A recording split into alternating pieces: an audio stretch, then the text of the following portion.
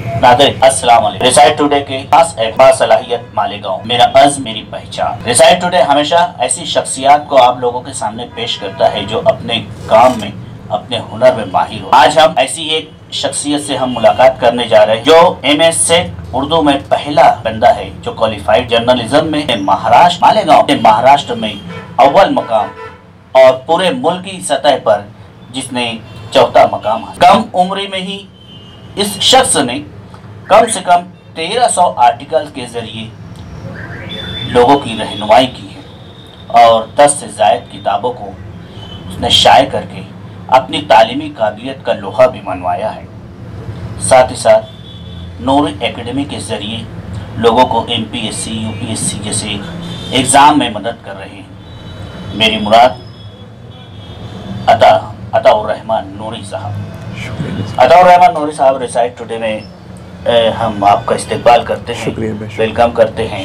मैं दर्शकों को बता दूं कि रिसाइट टुडे की अव्वल दिन से ही जो सरपरस्ती कर रहे हैं, ये भी एक ख़ास बात है इनसे अताउर रहमान नूरी साहब की, इसलिए हम दोबारा आपके मशकूर भी हैं, हम आपके शुक्रगुज़ार भी हैं। मैं आपसे पूछना चाहूँगा कि आप अपने ताल्लुक़ से, अपने फैमिली बैकग्राउंड के ताल्लुक़ से थोड़ा सा हमारे नाज़रीन तक की बात पहुँचाएँ। फ़र्स्ट ऑफ़ ऑल मैं रिसाइट अकेडमी का बेहद ममनून और मशकूर हूँ कि उन्होंने बासलाहियत मालेगांव में मुझ जैसे खादिम का इंतखाब किया है।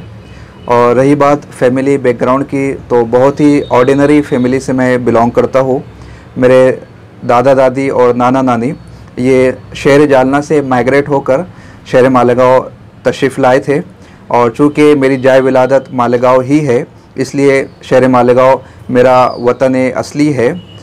मेरा अब्बू जो है वो लोग मज़दूर है और उन्होंने मेहनत मज़दूरी करते हुए मेरे तालीमी अखराजात को बियर किया है और आज भी उनकी यही ख्वाहिश है कि जो ख्वाब मैंने अपने आँखों में सजाए है वो किस तरह से मुकम्मल हो जाए। वो मुझे शब बेदारी करते हुए देखते हैं, किताबों के साथ लगा हुआ पाते हैं और उनके दिल से बेहद दुआएं निकलती है। बल्कि आज जो कुछ भी कामयाबी मुयस्सर आई है, ये वालिदैन के दिल से निकली हुई दुआओं ही का सिमरा है और मैं रब की बारगाह में दुआ गो हो कि अल्लाह पाक ऐसे मुशफ़िक वालिदैन हर किसी को अता फ़रमाएँ। आमीन। आपके वालिदैन जो है बड़ी कसम पुरसी की हालत में आपको तालीम के शोबे में पूरी तरह से दाखिल की हैं। मैं चाहता हूं कि हमारे नाजरीन तक के आप अपनी तालीमी काबिलियत की जो फ़हरिस्त है, और काफ़ी लंबी फ़हरिस्त है, तो मैं चाहता हूं कि हमारे दर्शकों तक, हमारी नाजरीन तक की वो बात इस ताल्लुक़ से शायद व्यूवर्स को कुछ मुग़ालता भी हो कि पता नहीं इस बंदे ने कितने ट्रैक चेंज किए हैं, मगर आप जब ट्रेजेडी को महसूस करोगे तो ये खिलजान भी दूर हो जाएगा। मैंने 7वीं जमात जो है मनियार जमात खाने में 7वीं जमात तक तालीम हासिल की। उसके बाद शेख उस्मान हाई स्कूल में मैंने 10वीं का इम्तिहान वहाँ से पास किया। फिर 11-12 मेरे ATT हाई स्कूल से हुआ है।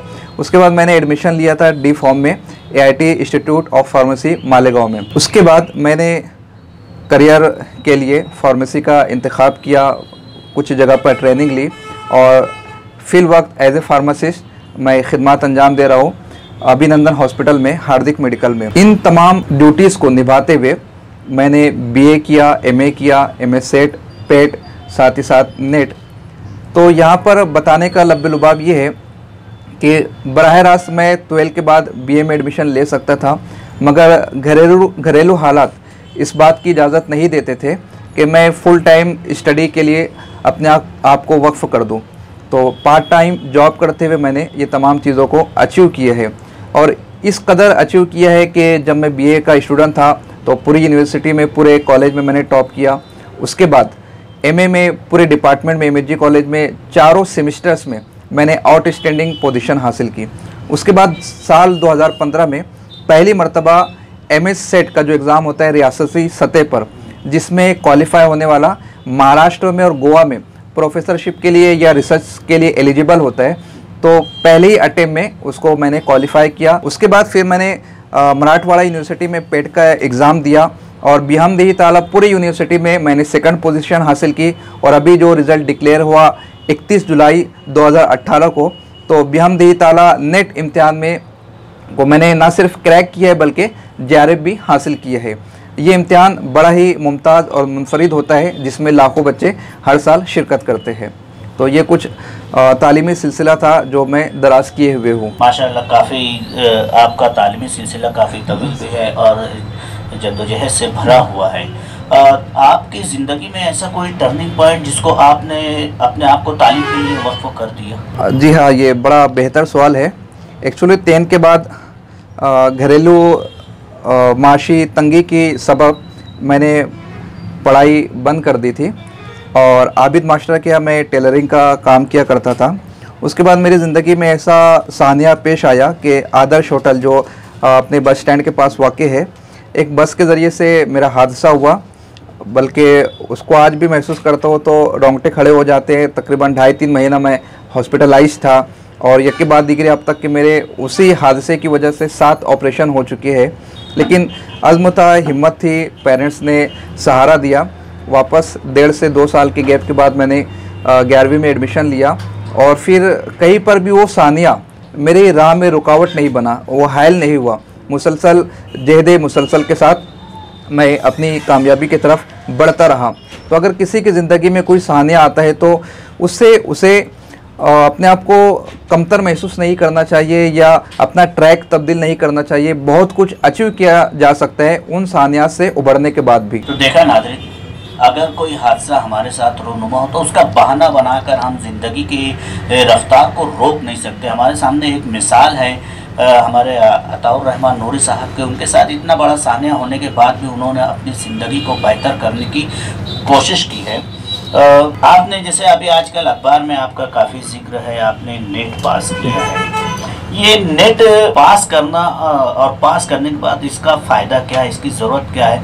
आप इस फील्ड में आए हैं और हम चाहते हैं कि आपके ज़रिए हमारे से बहुत से नाज़रीन हैं जो चाहते हैं कि नेट क्या है, उसकी खुलासा अगर हमारे नाज़रीन तक पहुंचा दे आप इस बात को, तो काफ़ी नाज़रीन की हौसला अफजाई। देखिए, इस सिलसिले में गवर्नमेंट अब सेचुरेशन लाना चाहती है। जैसे डीएड के फौरी बाद सर्विस के लिए टीचर्स एलिजिबल होता था, मगर अब गवर्नमेंट ने कहीं ना कहीं बंदिश लागू कर दी है टीटी या टेट या सीटीटी के तौर। तो आप खुद भी इस प्रोफेशन से वाबस्ते हैं और आप खुद जानते हैं कि 60 स्टूडेंट्स का अगर बैच है तो वो 60 स्टूडेंट्स इस काबिल नहीं होते कि जाके टीच कर सके। बहुत उस बैच से बहुत ही मुमताज़ स्टूडेंट्स इन एग्ज़ाम्स को क्वालिफाई करते हैं और वही जाकर एलिजिबल होते हैं टीचिंग के लिए। इसी तरह बीएड में भी यही शर्त लागू है। उसके बाद सीनियर कॉलेज में अगर लेक्चररशिप का इरादा है, असिस्टेंट प्रोफेसरशिप बनना है, तो गवर्नमेंट ने रियासती सतह पर एग्ज़ाम्स रखे। जैसे हमारे शहर महाराष्ट्र में MS सेट का एग्ज़ाम होता है, उस एग्ज़ाम को जो कैंडिडेट क्वालिफाई कर ले तो महाराष्ट्र में और गोवा में असिस्टेंट प्रोफेसरशिप के लिए और रिसर्च के लिए एलिजिबल होता है। इसी तरह नेट इम्तिहान जो है वो पूरे मुल्क की सतह पर होता है। अगर कोई इस इम्तिहान को क्वालिफाई कर ले तो पूरे मुल्क में जितनी यूनिवर्सिटीज़ है, जितने सीनियर कॉलेज है, तो वहाँ पर वो असिस्टेंट प्रोफेसरशिप के लिए और रिसर्च के लिए एलिजिबल होता है। तो गवर्नमेंट ये सेचुरेशन लाना चाहती है कि जो गट्स वाले बंदे, जो बासलाहियत है, जिनमें कुछ एबिलिटी है, जिनमें कुछ काबिलियत है, वही टीचिंग के फील्ड में आए। जैसे कि काजी अब्दुल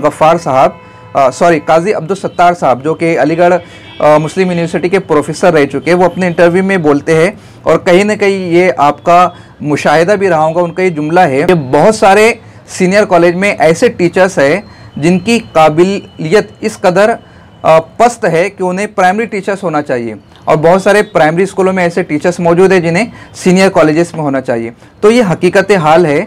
कुछ लोग राब्ते के बिना पर या गैर म्यारी ज़ाब्तों के सबब से पोस्ट हासिल कर लेते हैं, तो कहीं ना कहीं गवर्नमेंट अब उस पर बंद लगाना चाहती है इस तरह के इम्तिहानात के ज़रिए से।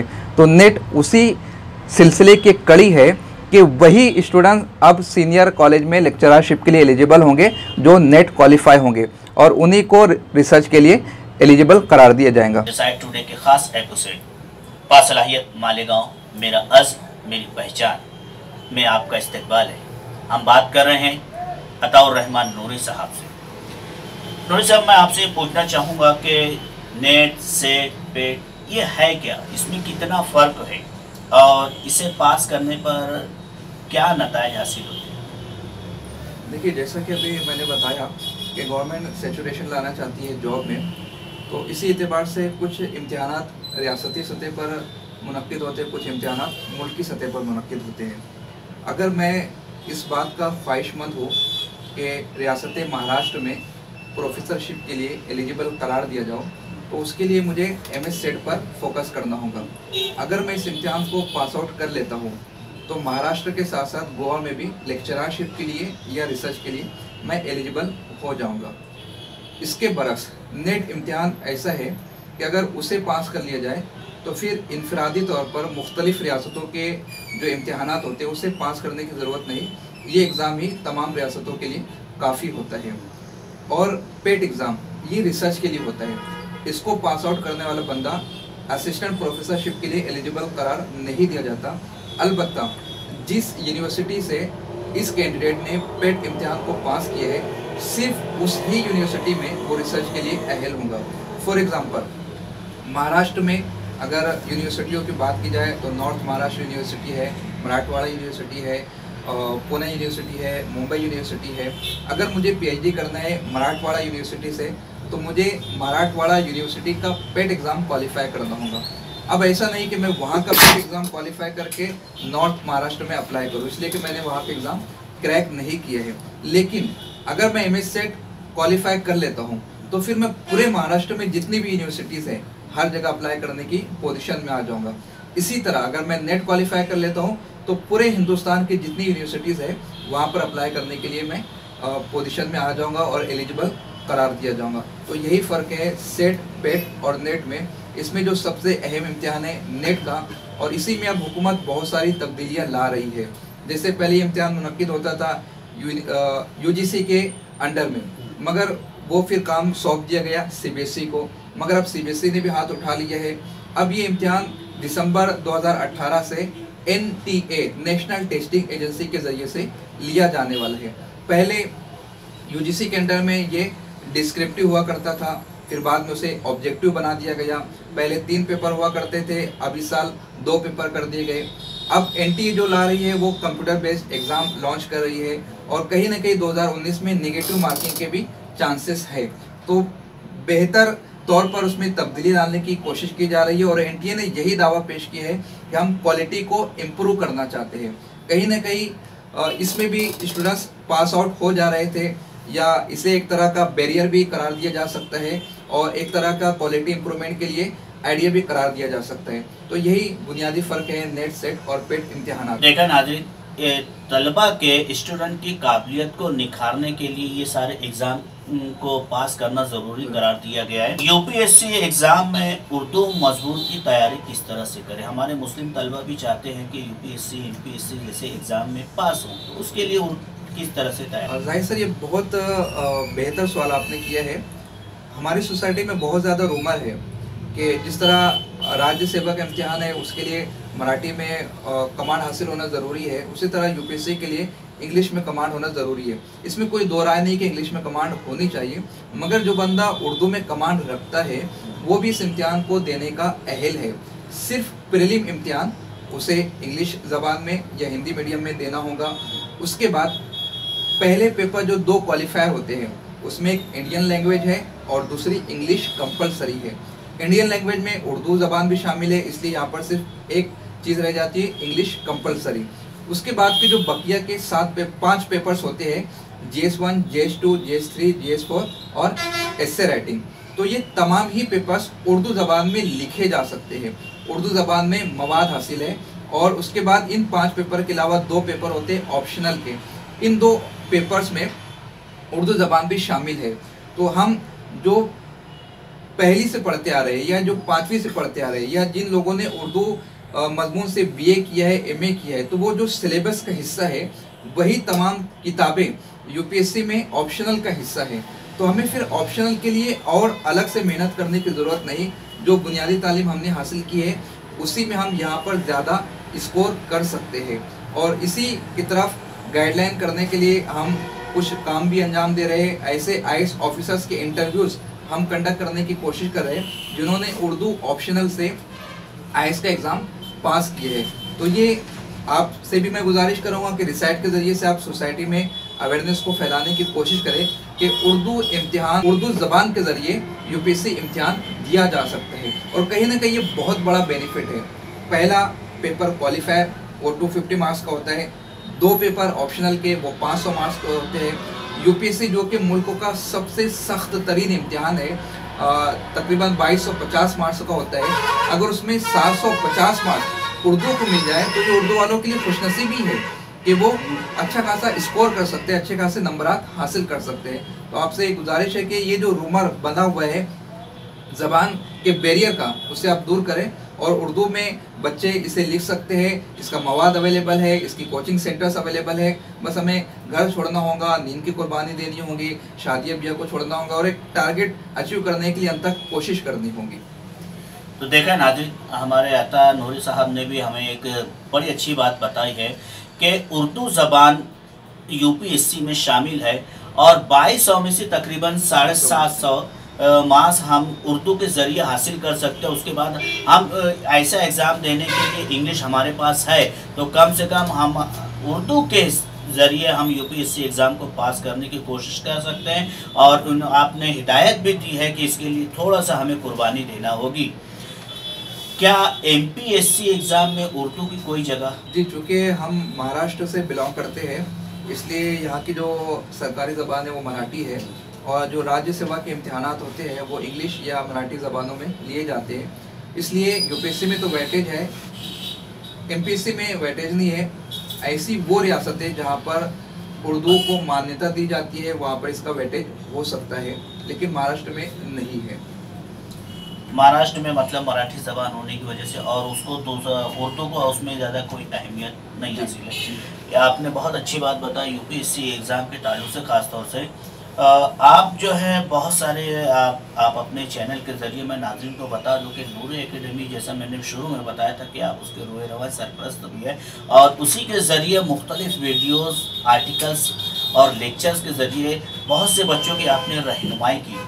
आपके इस तरह से लेक्चर से समाज को कितना फ़ायदा हुआ या इसे आपने किसी तरह से महसूस किया है? यह फ़ायदा तो बहुत ज़्यादा हो रहा है। अगर आप नूरी एकेडमी चैनल पर विज़िट करोगे तो ऐसे नंबर ऑफ़ कमेंट्स आप पाओगे जो किसी फ़र्द वाहिद ने नहीं किया है, बल्कि जामिया है या हमदर्द है या अलीगढ़ मुस्लिम यूनिवर्सिटी है या दूसरे सीनियर कॉलेजेस है, वहाँ पर जो पढ़ा रहे हैं या जो पढ़ रहे हैं उन लोगों ने हमें अप्रिशिएट किया है कि आप प्रॉपर वे में हमें गाइड कर रहे हो। बल्कि ये हमारे चैनल के लिए खुशनसीबी है कि 3-4 महीना पहले तेलंगाना में उर्दू ऑफिसर के लिए रिक्रूटमेंट निकली थी। हमने उस पर एक स्टोरी की, उसे अपलोड किया। तेलंगाना के एक बंदा वहाँ उस एग्ज़ाम में अपेयर हुआ और उसे आज गवर्नमेंट जॉब हासिल हुई है। तो हमारे चैनल के ज़रिए से अवेयरनेस पैदा हो रही है और लोग कहीं ना कहीं जॉब हासिल करने के लिए तगौदौ कर रहे हैं। इसी तरह एक प्रोफेसर साहब ने हमें फ़ोन कॉल करके बताया कि पहले उर्दू पेपर में वो 15 से 20 सवालात हल कर पाते थे, मगर आज वो इस पोजीशन में है नूरी एकेडमी चैनल के ज़रिए से कि मोर देन 50% सवालात वो हल कर ले रहे हैं। तो कहीं ना कहीं घर बैठे जो उर्दू वालों में कोचिंग की कमी पाई जाती थी वो चैनल के ज़रिए से दूर हो रही है। हमारे यहाँ जो कोचिंग का रुझान है वो 10वीं तक या 12वीं तक, उसके बाद आला सतह पर तालीमी चीज़ों की रहनुमाई यहाँ पर नहीं की जाती है। तो एक अजीब सी कशमकश होती है कि हम कौन सी किताबें पढ़ें, किस तरह रहनुमाई हासिल करें, पेपर पैटर्न क्या होता है, सिलेबस क्या होता है और किस तरह से क्वेश्चंस पूछे जाते हैं। तो इन तमाम चीज़ों की निशानदेही हम घर बैठकर स्टूडेंट्स को फराहम कर रहे हैं और लोग उससे इस्तेफ़ादा कर रहे हैं। बेहमदी तरह 3 लाख लोग हमारे चैनल से इस्तेफ़ादा कर रहे हैं। तो कहीं ना कहीं ये सोसाइटी के बेटरमेंट के लिए एक अच्छा काम है, पॉजिटिव काम है और इंशाल्लाह हम मज़ीद इसे आगे बढ़ाने की कोशिश करेंगे। तो देखा नाज़रीन कि तकरीबन 3 लाख अफराद जो है आपके न्यूज़ चैनल, आपके चैनल को देखते हैं और उससे इस्तेफ़ादा हासिल करते हैं। यकीनन हमारे मालेगांव के नाज़रीन के लिए भी एक बड़ा सबक है कि हम यहाँ हमारे शहर से जारी इस चैनल को देखकर यूपीएससी, एमपीएससी, नेट, पेट जैसे एग्ज़ाम की तैयारी में आपके वीडियोस, आपके लेक्चरर बहुत लोगों को फ़ायदा दे रहे हैं। तो हमारे मालेगांव के नाज़रीन भी अगर इसे देखते हैं तो यकीनन उनके लिए भी ये फ़ायदेमंद होगा। आप इतने ज़्यादा क्वालिफाई हैं, मतलब मेरे ख्याल से तो आप बहुत मतलब इस काबिल है। क्या आप कहीं पर जॉब हासिल की है या ऐसी किसी कोशिश में कामयाबी मिली? जी, कोशिश तो जारी है लेकिन अब तक की कामयाबी मुयसर नहीं आ पाई। बहरहाल तालीमी सिलसिला दराज है, रिसर्च का उन्वान मंजूर हो चुका है और उसी की तरफ अब कदम बढ़ा चुका हो और बिहम्दिल्लाह नेट में JRF भी हासिल हो चुका है, तो कहीं ना कहीं एक सेटिस्फेक्शन है और एक ज़ौक़ है, तो बेहतर रिसर्च वर्क होने की उम्मीद है और अल्लाह ने चाहा तो मुस्तक़बिल करीब में जॉब भी हासिल हो जाएंगी इंशाल्लाह। अभी आपने एक JRF, ये JRF और SRF इसमें क्या फ़र्क है, ये है क्या? देखिए, नेट में 2 कैटेगरी होती है। एक वो बंदे जो नेट क्वालिफाई होते हैं और असिस्टेंट प्रोफेसरशिप के लिए एलिजिबल होते हैं, उसी में दूसरी कैटेगरी है assistant professorship plus research fellowship. तो जो हाई नंबरात हासिल करने वाले स्टूडेंट्स हैं वो नेट भी क्वालिफाई करार दिए जाते हैं और उन्हें गवर्नमेंट JRF भी अवार्ड करती है। JRF से मुराद जूनियर रिसर्च फेलोशिप, यानी जो वो रिसर्च करने वाले मुख्तलिफ यूनिवर्सिटियों में उन्हें जो अखराजात आएंगे तो उसका खर्च गवर्नमेंट बियर करेंगी, गवर्नमेंट बर्दाश्त करेंगी, और वो मुख्तसर नहीं बल्कि काफ़ी हेवी अमाउंट होता है। तकरीबन 5 सालों के अंदर 19-20 लाख रुपया गवर्नमेंट इशू करती है।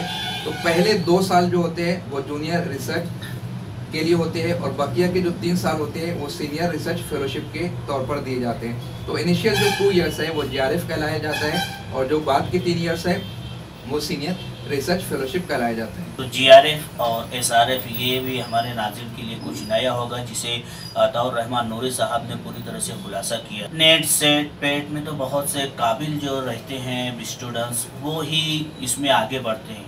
कुछ स्टूडेंट आम से दिखते हैं लेकिन उनकी एक दिली ख्वाहिश रहती है कि काश हम भी इस पोजीशन तक पहुँचे, लेकिन शायद कहीं वो कम इल्मी की वजह से या खुद एतमादी की कमी की वजह से वो आगे नहीं बढ़ सकते। तो ऐसे बच्चों के लिए हमें क्या करना चाहिए? देखिए, इसकी बुनियादी वजह ख़ास तौर पर हमारे शहर में ये है कि प्रॉपर गाइडलाइन मौजूद नहीं है, प्रॉपर गाइडेंस मौजूद नहीं है। इसीलिए हमने नूरी एकेडमी यूट्यूब एजुकेशनल चैनल बनाया है, जहाँ पर हम तालीम के हवाले से मुद्दों को बयान करने की कोशिश करते हैं। जैसा कि अभी UPSC MPSC का आपने जिक्र किया, तो उस पर हमने जो शहर के SP है हर्ष पोद्दार साहब, उनके इंटरव्यूज़ UPSC के हवाले से अपलोड किए हैं। इम साल जो औरंगाबाद में मोहम्मद नूर सिद्दीकी जिन्होंने UPSC के एग्ज़ाम क्रैक किए हैं, उनके तकरीबन 10 से 12 लेक्चर्स हमने उस पर अपलोड किए हैं, जिसमें एक स्पेशल लेक्चर आया है UPSC में उर्दू ऑप्शनल की तैयारी किस तरह करें, तो उस पर उन्होंने भरपूर रहनुमाई की है। तो गाइडेंस की कमी की वजह से एहसास से कमतरी पैदा होती है, और फिर जब एहसास से कमतरी आ जाए तो आदमी का मन पढ़ाई में नहीं लगता है, या पढ़ाई में भरपूर वक्त देने के बाद भी वो स्मार्ट स्टडी करने से कासिर रहता है। तो नूरी एकेडमी यूट्यूब चैनल के ज़रिए से हम उन्हें गाइडेंस फराहम कर रहे हैं कि किस वे में वो स्टडी करें। अगर उन्हें प्रॉपर चैनल मिल जाए, कोई उन्हें अप्रिशिएट करने वाला हो, कोई उन्हें सिमत बताने वाला हो, तो हमारे मालेगांव में ऐसे बासलाहियत अफराद कल भी मौजूद थे, आज भी मौजूद है और हमेशा रहेंगे। आपने UPSC MPSC एग्ज़ाम की बात की है। गुज़िश्ता कई सालों से हमारे शहर में मरहूम अब्दुल कुद्दूस सर जो है, उनकी ख्वाहिश थी कि यहाँ से UPSC और MPSC के स्टूडेंट हासिल हो, लेकिन अल्लाह पाक को कुछ और मंजूर था। अगर ऐसे ही आपसे गुजारिश की जाए कि आप इस क्लास को या इसी कहीं और अपने तौर पर जारी रखना चाहेगी, तो आपका क्या रद्द अमल होगा? माशाल्लाह, बेहतर सवाल किया है आपने। ख़ास तौर से मैं अब्दुल कुद्दूस सर को खिराज पेश करना चाहूँगा कि उन्होंने अनथक मेहनत से ये इस बात की तमन्ना की थी कि शहर से एटलीस्ट एक आदमी तो निकले जो राज्य सेवा या UPSC का एग्ज़ाम क्रैक करे, और उनकी मेहनतों की काफ़ी सराहना भी की जाती है। और कुछ स्टूडेंट्स उन्होंने भेजे भी थे, खुदा न ख्वास्ता वो किसी सबब से क्वालिफाई नहीं हो पाए। मेरा पर्सनली तो अभी किसी अदारे का कोई इरादा नहीं है, इसलिए कि रिसर्च की मसरूफियात है, एकेडमी की मसरूफियात है, तालीमी सिलसिला दराज है। अलबत्ता इस तरह के मुखलिस अहबाब जो किसी अदारे के रुकन हो या ज़िम्मेदारान हो, वो अब्दुल कुद्दूस सर के मिशन को आगे बढ़ाना चाहते हैं, तो उनके शाना बशाना चलने के लिए मैं हुमा वक्त हाजिर हूँ। फिल वक्त इनफरादी तौर पर इस तर्ज का किसी किस्म की कोई क्लास जारी करने का फिल वक्त इरादा नहीं है। मुस्तकबिल में इंशाल्लाह अल्लाह ने चाहा तो हम इस तरह का अदारा कायम करने की कोशिश करेंगे, और हम चाहेंगे कि अल्लाह पाक जो है आपको तमाम मसरूफियात के साथ साथ, कामयाबी के साथ साथ हमारे शहर के बच्चों के लिए भी एक रहनुमा के तौर पर आपको जल्द अज जल्द हमारे बच्चों के दरमियान पेश करें। आमीन। आगे के आपके क्या आज़ाए? ख़ुद के लिए बात तो यही है कि रिसर्च का सिलसिला जारी हो चुका है, उस पर अभी कंप्लीट फोकस करो, मुकम्मल कंसंट्रेशन उसी पर लगा हुआ है। और भी मंसूबे जहन में बहुत सारे हैं, लेकिन उसे कब्ल अज़ वक्त बयान कर देना ये गैर मुनासिब मालूम होता हो। उसकी एक मिसाल मैं देना चाहूँगा कि अदारे फैज़ान रब्बानी पर हम लोग नेट की क्लासेस लिया करते थे, जिसमें धुलिया से, चालीसगांव से स्टूडेंट्स आते थे, मगर मेरे खुद के जो क्लासमेट थे, जो बैचमेट थे, वो उसमें शिरकत नहीं करते थे। बल्कि कुछ लोग चाय के होटल पर बैठकर इस तरह के जुमले कसते थे, यार मेरे साथ तो बैठता है, मेरे साथ तो पढ़ता है, एक डेस्क पे हम लोग बैठकर तालीम हासिल किए, तो वो लोग नहीं आते थे। लेकिन आज अल्लाह पाक ने ये पोजीशन अता कर दी है कि हम बेहतर तरीके से ऑनलाइन क्लासेस ले रहे हैं और सारी जगह से लोग उसमें इस्तेफ़ादा कर रहे हैं। तो फिल वक्त अगर मैं यूपीएससी की क्लास लेता हूँ तो बात वही आएंगी कि ख़ुद क्वालिफाई नहीं है और दूसरों को पढ़ाने के लिए निकले हैं। लेकिन हमने ऐसे अहबाब तैयार करना शुरू कर दिए जो ऑन पोस्ट रहकर इस सिमत में भी काम कर रहे हैं। तो एक बेहतर और सुनहरा वक्त इंशाल्लाह मुस्तकबिल करीब में आने वाला है। इंशाल्लाह।